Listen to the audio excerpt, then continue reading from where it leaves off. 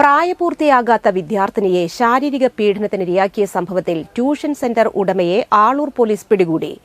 ആളൂർ വെള്ളാഞ്ചിറ സ്വദേശി ശരത്തിനെയാണ് ഇരിങ്ങാലക്കുട ഡിവൈഎസ്പി കെ.ജി. സുരേഷിന്റെ നേതൃത്വത്തിൽ Aloor inspector K M. Bineesh arrest ചെയ്തത്. കൊടകര, ആളൂർ, കൊമ്പിടിഞ്ഞാമാക്കൽ എന്നിവിടങ്ങളിൽ ഇയാൾക്ക് ട്യൂഷൻ സ്ഥാപനങ്ങളുണ്ട്. പരാതി അറിഞ്ഞ ഉടനെ പോലീസ് രഹസ്യമായി മഫ്തിയിൽ ഇയാളുടെ സ്ഥാപനത്തിലെത്തി കസ്റ്റഡിയിലെടുക്കുകയായിരുന്നു. വിശദമായ ചോദ്യം ചെയ്യലിൽ ഇയാൾ കുറ്റം സമ്മതിച്ചതായാണ് വിവരം.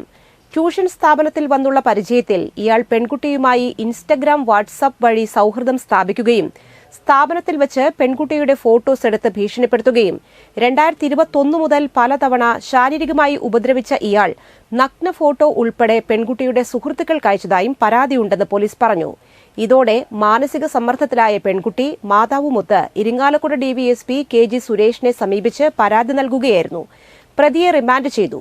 Senior CPO ES Jeevan, PA Dani, CPO KS Umesh, വനിതാ SI സൌമ്യ, ASI മിനിമോൾ, സീമ ജയൻ എന്നിവരാണ് അന്വേഷണ സംഘത്തിൽ ഉണ്ടായിരുന്നത്.